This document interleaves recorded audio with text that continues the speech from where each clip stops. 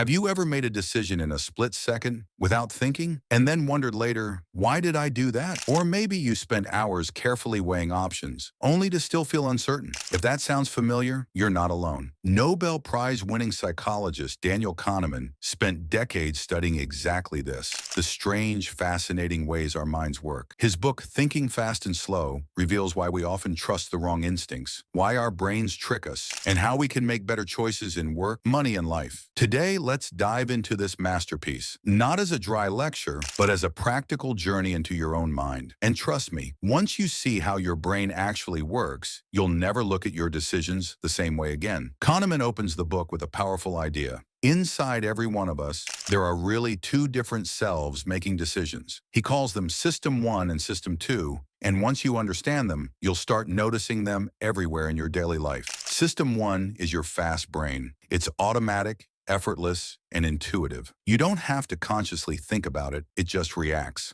Imagine you're driving down a road and a child suddenly runs into the street. You don't calculate distances, speeds, and braking times. You slam the brakes instantly. That's System 1. Quick, instinctive, and life-saving in situations like that. System 2, on the other hand, is your slow brain. It's deliberate, effortful, and logical. It's the part of your mind that steps in when things get complicated. If I ask you to multiply 17 and 24, chances are you'll pause. You might start writing it down, or at least run the calculations step by step in your head. That struggle, that conscious effort, that's System 2 at work. To illustrate how these systems work together and sometimes clash, Kahneman gives one of his most famous examples, the bat and ball problem. Here's how it goes. A bat and a ball cost $1.10 in total. The bat costs $1 more than the ball. How much does the ball cost? Most people, without hesitation, answer 10 cents. That feels right. It pops into your head almost instantly, but it's wrong. If the ball costs 10 cents, then the bat must cost $1.10, which makes the total $1.20, not $1.10. The correct answer is actually 5 cents. The ball costs 5 cents, the bat costs $1.05, and together they make $1.10. Now here's the fascinating part. Even after I've explained it, a little part of you probably still feels like 10 cents makes sense. That's how strong System 1 can be. It delivers answers with confidence and speed, even when they're completely wrong. And unless System 2 steps in to check the math, we just go along with it. Kahneman's point is not that System 1 is bad. In fact, it's essential. It helps us survive and navigate the world without being paralyzed by overthinking. Imagine having to calculate every step before walking down the stairs. You'd never get anywhere. But the danger comes when System 1 takes shortcuts in situations that require careful reasoning, and when System 2, the slow system, is too lazy to intervene. He calls System 2 lazy because most of the time, it just accepts what System 1 tells it. That's why we make mistakes in judgment. Our fast brain loves quick stories. Our slow brain could correct them, but it often can't be bothered unless something forces it to.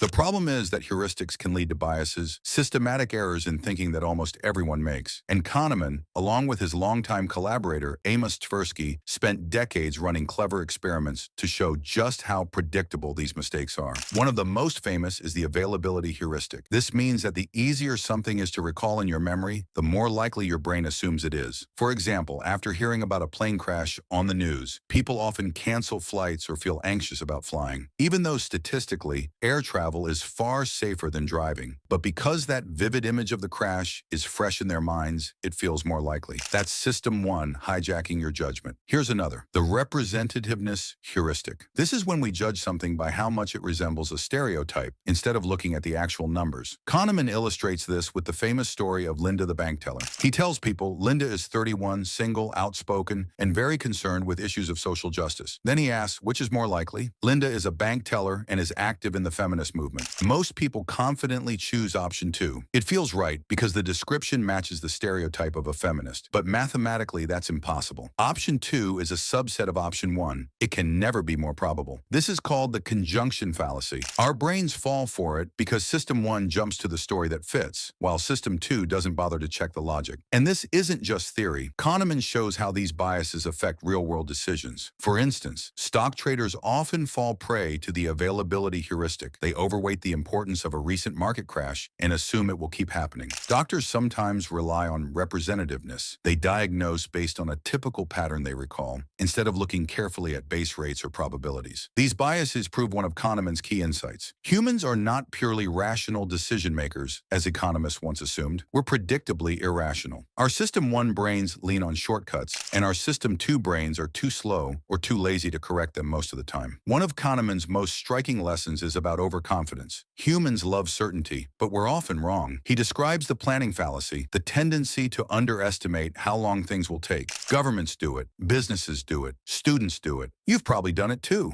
thinking you'll finish that project in a week when it takes a month. Kahneman shares an example from his own life. When writing a textbook with colleagues, the team estimated it would take 2 years. It took them 8. Yet even when reminded of similar delays in other projects, they still clung to their optimistic timeline. That's the planning fallacy in action. Overconfidence also shows up in investing. Kahneman explains how stock traders often believe they have skill, when in reality their success is mostly luck. He famously compared their performance to rolling dice. Random, yet traders remain convinced of their genius. The lesson? Confidence is not a reliable indicator of accuracy. Kahneman's Nobel-winning work is in prospect theory, which studies how people make decisions under risk. One of his key findings is loss aversion. The idea that losing hurts more than gaining feels good. In other words, if you find $100, you'll feel happy. But if you lose $100, you'll feel about twice as unhappy. The pain of loss outweighs the pleasure of gain. He gives simple experiments. Imagine flipping a coin. If it's heads, you win $150. If it's tails, you lose $100. Most people reject this gamble, even though the math favors it. Why? Because the sting of losing $100 feels too strong. This explains why we hold on to bad investments, avoid risks, or get stuck in situations that aren't serving us, because we fear losses more than we value gains. One of the most fascinating sections is Kahneman's idea of the two selves. The experiencing self is you in the moment, feeling each second. The remembering self is you looking back, telling the story of what happened. Here's the catch. They don't agree. He tells a study where patients underwent painful colonoscopies. Some had longer procedures, but the pain eased at the end. Others had shorter but more intense pain throughout. Which group reported the better experience? The longer one, with more overall pain, but which ended gently. Why? Because the remembering self puts huge weight on the peak in the end, not the total duration. This is called the peak end rule. It explains why we return to vacations with one magical day, or why a bad ending can spoil an entire experience. Kahneman's insight: happiness is tricky because we often confuse what makes us feel good in the moment with what makes a good story afterwards. Kahneman's work isn't just theory, it reshapes how we live. In business, it warns leaders against blind optimism and overconfidence. Check your assumptions. Ask, what could go wrong? In personal finance, it explains why we're bad investors. We fear losses, chase short-term wins, and overestimate our skill. In everyday life, it helps us pause. When you feel yourself making a snap judgment, ask, is this System 1 talking? Should I slow down and let System 2 weigh in? He even warns that we can't eliminate biases. They're wired into us. But by knowing they exist, we can design better systems, policies, workplaces, even personal habits that protect us from our own flaws. First, our brains have two systems: fast and intuitive, slow and deliberate. Both are necessary, but each has blind spots. Second, we rely on shortcuts, heuristics that can mislead us. They save time, but they also cause predictable mistakes. Third, we're more overconfident than accurate. Our sense of certainty is often an illusion. Fourth, losses hurt more than gains help. That's why risk feels so tricky. And finally, our stories of happiness don't always match our lived experiences. What we remember and what we feel can be two different truths. Kahneman leaves us with humility. We are not as rational as we think, but by understanding how our minds work, we can make better choices, build better systems, and maybe, just maybe, be a little wiser.